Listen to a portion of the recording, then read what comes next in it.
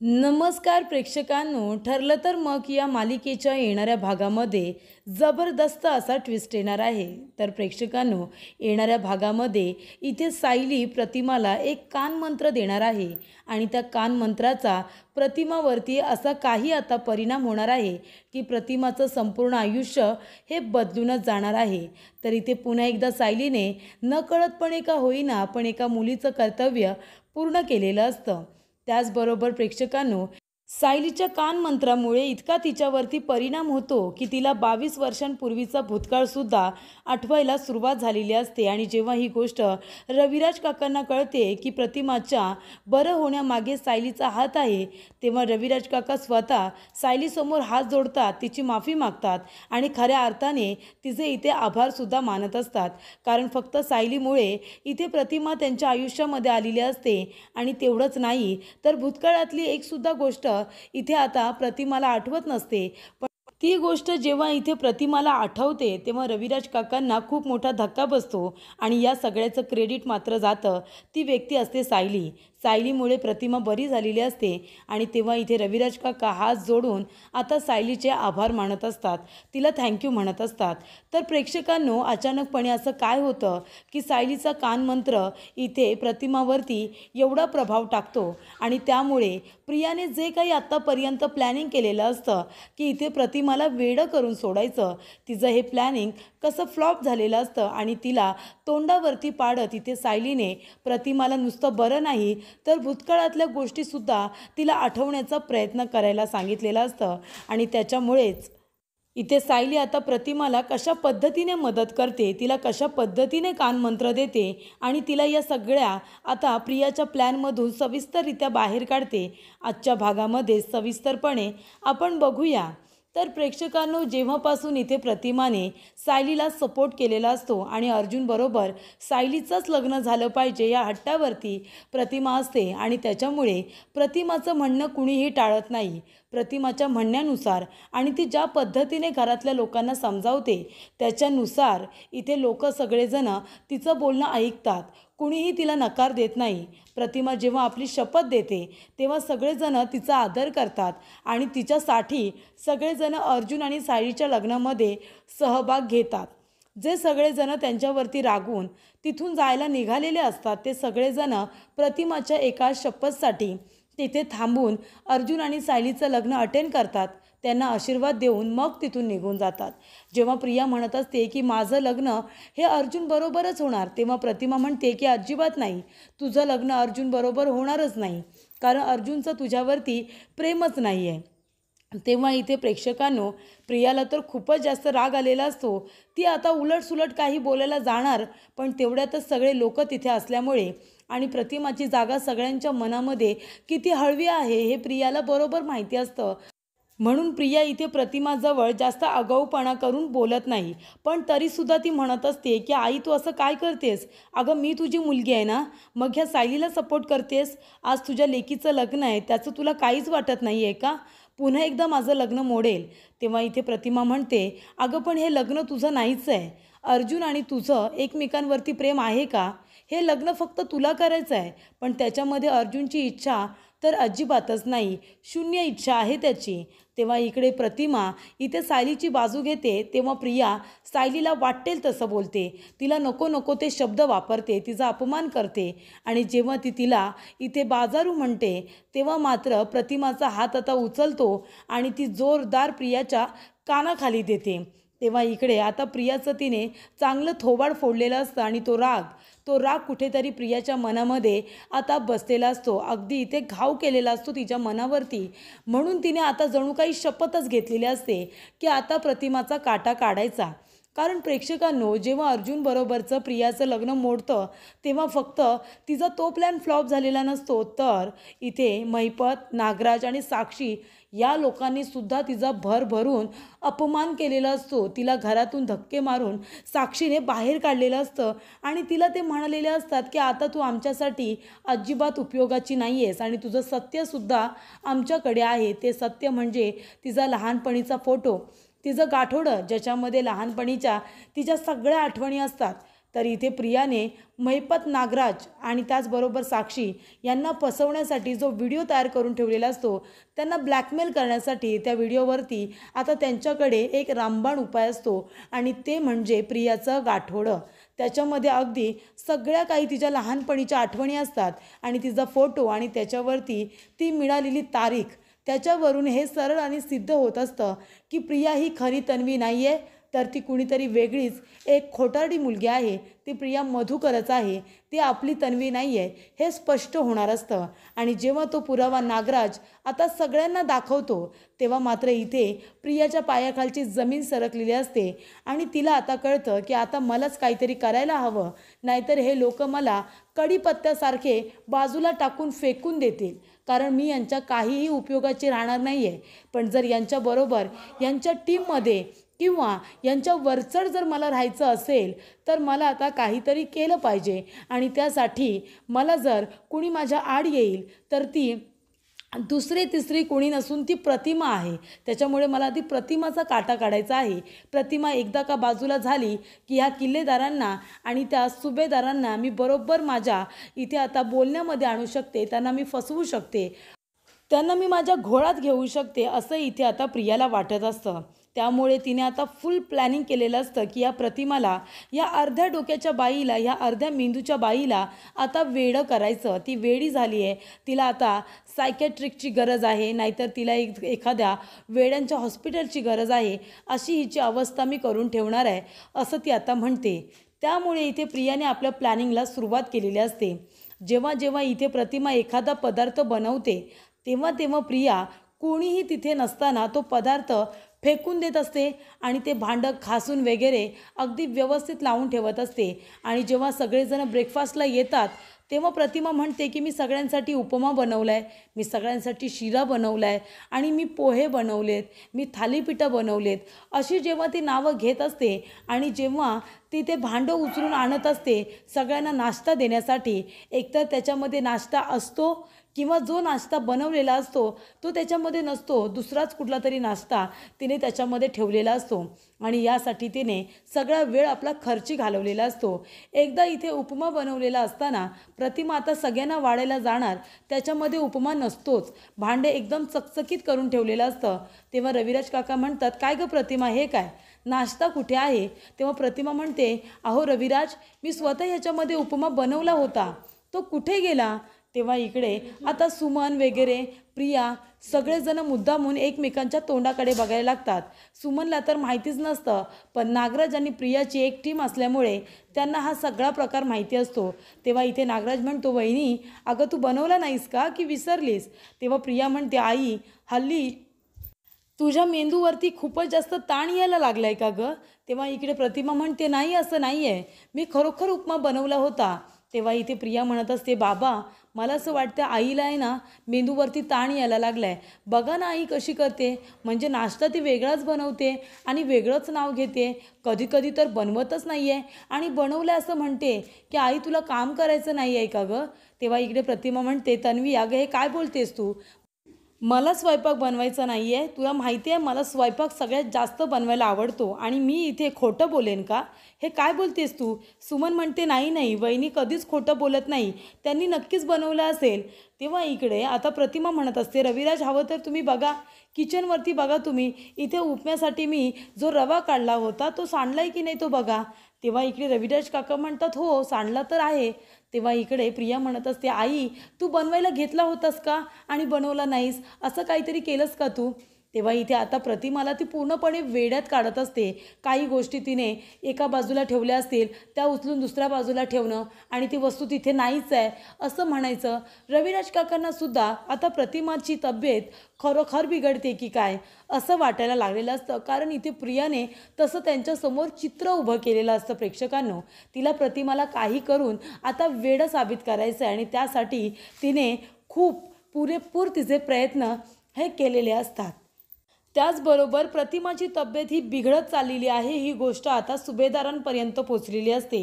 त्यामुळे इथे कल्पना, पूर्णाजी, प्रताप काका सगळेजण एकत्र बसून बोलत असतात की प्रतिमाला काही आठवत नाही आहे, ती सगळ्या गोष्टी विसरत चालली आहे, तिच्या तब्येतीवरती परिणाम होतोय का? कल्पना म्हणते, मला असं वाटतंय तन्वीचं आणि अर्जुनचं लग्न मोडलं ना, त्याचा धक्का बसला असेल का हो तिला? तिच्या डोक्यावरती ताण आलाय का? बघा ना, लग्न मोडल्यानंतरच तिची तब्येत आता बिघडत चालली. तेव्हा किचनमध्ये सायली काम करत असते. तिच्या कानावरती हे शब्द पडतात. तेव्हा पूर्णाजी म्हणत असते की हे सगळं या मुलीमुळे झाले. हिच्यामुळे माझ्या मुलीची तब्येत पुन्हा बिघडलेली आहे. तिला आधीचं तर काही आठवतच नाही आहे, पण आता जे काही चाललं आहे ते सुद्धा तिला आठवत नाही आहे. म्हणजे ती दिवसभरातल्या सुद्धा गोष्टी विसरत चालली आहे. हे कसं काही शक्य आहे?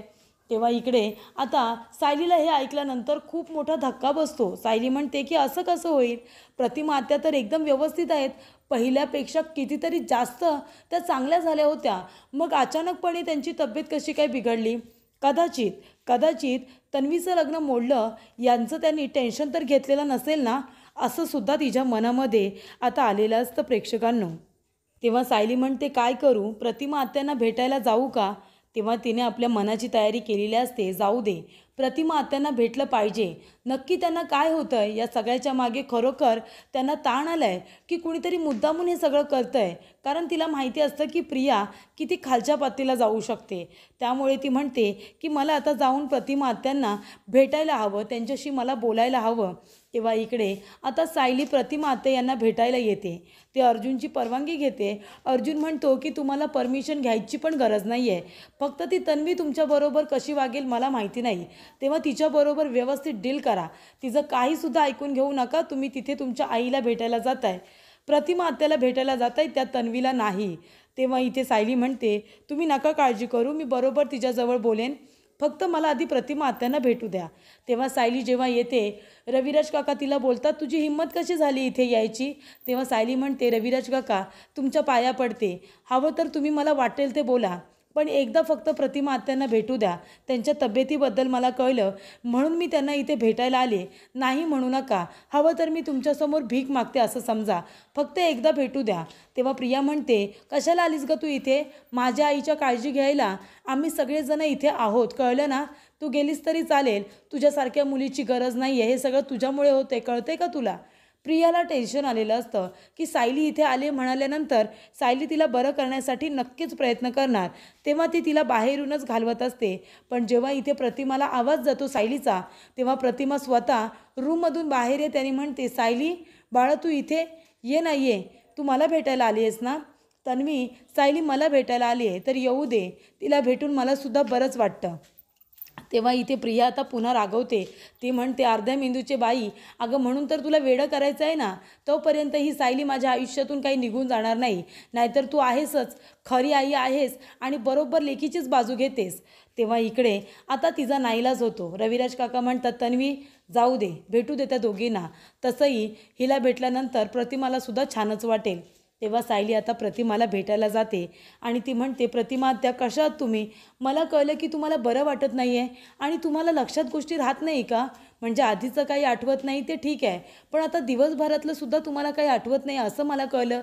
पण मला हे खरं वाटत नाही आहे. तेव्हा इथे प्रतिमा म्हणते, सायली तुला पण हे खरं वाटत नाही आहे ना? तुला खरंच असं वाटतं आहे का की मला वेळ लागलं आहे? तेव्हा सायली म्हणते, अजिबात नाही. अहो वेळ लागलं असं तुम्हाला का वाटतं? तुम्ही तर एकदम मला व्यवस्थित दिसताय. अगदी पहिल्यापेक्षा आता कितीतरी तुम्ही मला चांगल्या वाटताय. तेव्हा इकडे प्रतिमा म्हणते, मला पण कळत नाही आहे गं, मला सगळेजण वेड्यात काढाय तर निघालेले नाही आहेत ना. प्रतिमा म्हणते, सायली अगं मी इथे नाश्ता बनवला ना की तो नाश्ता नाहीच आहे असं सगळेजण म्हणतात. बरं मी एकदा इथे आता पोहे बनवले होते. मी म्हणाले की पोहे बनवलेत, सगळ्यांना ते द्यायला गेले तर त्याच्यामध्ये उपमा होता, त्याच्यामध्ये वेगळाच नाश्ता होता. असं कसं काय होऊ शकतं? आणि ते मी बनवलेलं नसतं, कारण त्याची चव कितीतरी वेगळी असते. तेव्हा इथे आता सायली म्हणत असते, पण हे असं कसं होतं आत्या? तेव्हा इकडे प्रतिमा म्हणते, मला पण नाही कळत आहे गं, मी सगळ्यांना किती वेळा सांगते की मी नाश्ता बनवला होता. तेव्हा इथे सायली म्हणते, प्रतिमा आत्या तुम्ही औषधं तर वेळेवरती घेताय ना? तेव्हा प्रतिमा म्हणते, सायली अगं रविराज यांची ती मैत्रीण आहे ना डॉक्टर, त्यांनी दिलेलीच औषधं मी घेते गं सगळी. मग आता तेव्हा तर मला बरं वाटत होतं, उलट मला काही गोष्टी पहिल्याच्या आठवतसुद्धा होत्या. आणि मग आता अचानक माझ्या तब्येतीमध्ये बिघाड का होईल? अगं मी खरं सांगते, मी बरी आहे. माझ्या सगळ्या गोष्टी लक्षात राहतात. मी खोटं बोलेन का? तुझ्या रिलेटेड काही विचार, जेव्हापासून आपण भेटले तेव्हापासून मला सगळं काही लक्षात आहे. माझ्याबद्दल विचार, मी सुद्धा सगळं काही सांगेन. तेव्हा इथे सायली म्हणते की तुमची औषधं कुठे आहेत जी तुम्ही रोज घेता. तेव्हा इकडे आता प्रतिमा त्या सगळ्या गोळ्या दाखवते. तेव्हा त्या सगळ्या गोळ्यांचे फोटो इथे आता सायली आपल्या मोबाईलमध्ये काढून घेते, कारण तिला संशय आलेला असतो प्रियावरती. तेव्हा इथे ती विचारते, प्रिया तुमच्याबरोबर कशी वागते. तेव्हा इकडे प्रतिमा म्हणते, रागवते कधी कधी माझ्यावरती, चिडचिड करते, तिला माझा राग येतो कारण मी तुझं आणि अर्जुनचं लग्न लावून दिलं ना म्हणून. तेव्हा सायली म्हणते, वाटलंच होतं मला.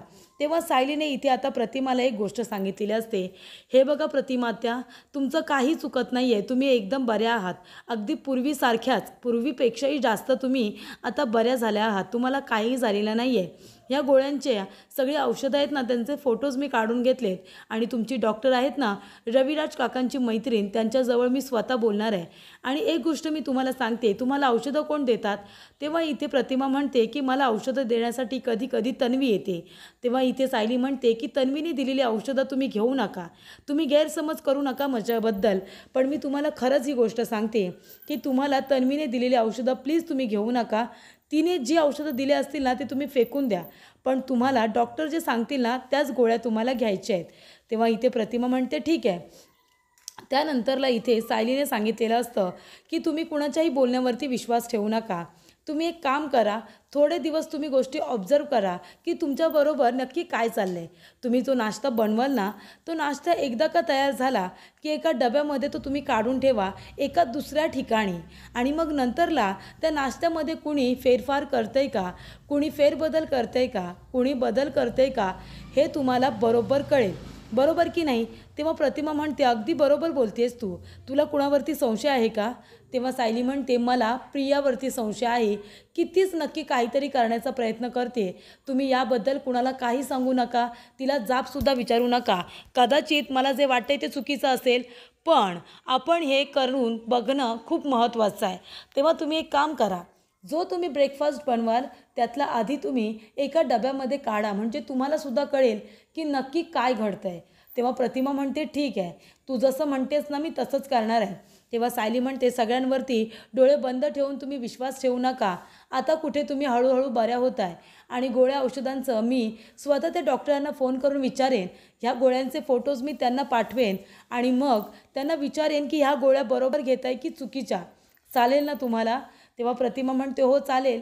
तेव्हा सायली म्हणते, आणि तुम्हाला कुणीही वेडं करू शकत नाही. अहो तुम्ही खरं काय खोटं काय हे सगळं तुम्हाला कळतं, तुम्ही सगळं लोकांना व्यवस्थित पटवून देता, आणि तुम्हाला कुणी वेडं बनवेल का. तुम्ही लोकांना खरं जे बोलताना ते काहींना पटत नाही आहे म्हणून ते तुम्हाला वेड्यात जमा करू शकतात. तेव्हा तुम्ही आता स्वतःकडे जास्त लक्ष द्या, आणि आयुष्य हे असंच आहे, लोकांना चांगलं बघवत नाही, आणि म्हणून कदाचित कुणीतरी हे मुद्दामून करत असेल तुम्हाला वेडं करण्यासाठी. कळते का तुम्हाला प्रतिमा आत्या. तेव्हा आंधळेपणाने कुणावरती विश्वास ठेवू नका. प्रिया ज्या गोळ्या देईल त्या घेऊ नका. मी तुम्हाला यातल्या गोळ्या कुठल्या घ्यायच्या आहेत ते मी तुम्हाला बरोबर सांगेन. तेव्हा इथे आता प्रतिमा म्हणते, ठीक आहे. त्यानंतरला प्रतिमा आता पुन्हा सायली जसं म्हणालेली असते तसं करायला सुरुवात करते. जेव्हा ती सकाळी नाश्ता बनवते, बनवल्या एक डबा घेते, त्याच्यामध्ये ती काढून ठेवते आणि तो डबा एका दुसऱ्या ठिकाणी लपवून ठेवते. सगळेजण जेव्हा नाश्त्याला येतात तेव्हा इथे प्रिया चालाकीने त्यातला नाश्ता चेंज करते, आणि तो नाश्ता तिने आणून आता डायनिंग टेबलवरती ठेवलेला असतो. तेव्हा प्रतिमा म्हणते, रविराज, मला तुम्हाला एक गोष्ट सांगायची आहे की आज मी इथे काय बनवलं असेल तुम्ही सांगा बरं. रविराज म्हणतात, तू सांग ना. तेव्हा प्रतिमा म्हणते की मी तुमच्यासाठी इथे आता थालीपीठं बनवलेली आहेत, तुम्हाला आवडतात ना. रविराज काका म्हणतात, खूप. आणि आता थालीपीठं ज्या डब्यामध्ये ठेवलेले असतात त्याच्यामध्ये थालीपीठं नसून त्याच्यामध्ये इडली असते, आणि ती तिने ऑर्डर केलेली असते. तेव्हा इथे आता प्रतिमा म्हणत असते की ही इडली कोणी मागवले मला तरी माहिती नाही आहे, पण ह्याच्यामध्ये थालीपीठं होती पण ती आता नाही आहेत. तेव्हा रविराज काका म्हणतात, खरोखर तू थालीपीठं बनवली होतीस का. तेव्हा प्रतिमा आता थालीपीठं दुसऱ्या डब्यामध्ये ठेवलेले असतात ते घेऊन येते आणि म्हणते, हे बघा, थालीपीठं मी वेगळी काढून ठेवली होती. नाश्ता कोण बदलते, हे सगळं कोण करतं आहे मला माहिती नाही आहे. त्यामुळे इथे आता प्रियावरती सगळ्यांना जणू काही डाऊटच आलेला असतो. त्याचबरोबर इथे सायली डॉक्टरांना फोन करते आणि तिच्या औषधांबद्दल विचारते. तेव्हा त्यातली डब्बीमधली एक गोळी असते ती तिच्यासाठी खूपच जास्त हानिकारक असते, म्हणजे ती गोळी तिला मेंदूने कमजोर करणारी असते. तेव्हा इथे सायली डॉक्टरांजवळ बोलणं झाल्यानंतर प्रतिमाला त्या गोळ्यांचा फोटो पाठवते आणि म्हणते की या डबीतली गोळी तुम्ही अजिबात घ्यायची नाही आहे. ही गोळी तुमचा मेंदू कमजोर करण्याचा प्रयत्न करते। त्याच्यामुळे इथे आता सायलीने मुलीचं कर्तव्य पूर्ण करत प्रतिमाला इथे आता बरं करण्यासाठी प्रयत्न केलेले असतात आणि त्यामुळे इथे ती गोळी आता जेव्हा तन्वी द्यायला येते तेव्हा प्रतिमा ती लपून ठेवते आणि फेकून देत असते। त्यामुळे इथे तिच्या मेंदूवरती त्याचा दुष्परिणाम होत नाही। तर अशा रीतीने सायलीने आता प्रतिमाची मदत केलेली असते। तेव्हा रविराज काका हात जोडून तिचे आभार मानतात, कारण तिला भूतकाळातल्या गोष्टीसुद्धा आठवायला लागलेल्या असतात आणि मध्ये मध्ये सायली भेटायला येत असते आणि स्वतः तिला गोळ्या औषधं ती देऊन जात असते। त्यामुळे इथे तिच्या प्रकृतीमध्ये खूप सुधारणा झालेली असते। तर अशा रीतीने रविराज काका तिचे आभार मानतात, तिला माफसुद्धा करतात आणि सायलीमुळे इथे तिच्या कानमंत्रामुळे प्रतिमा बरी झालेली असते। तिची स्मृती परत आलेली असते आणि प्रिया पुन्हा एकदा तोंडावरती पडत तिचा प्लॅन फ्लॉप झालेला असतो।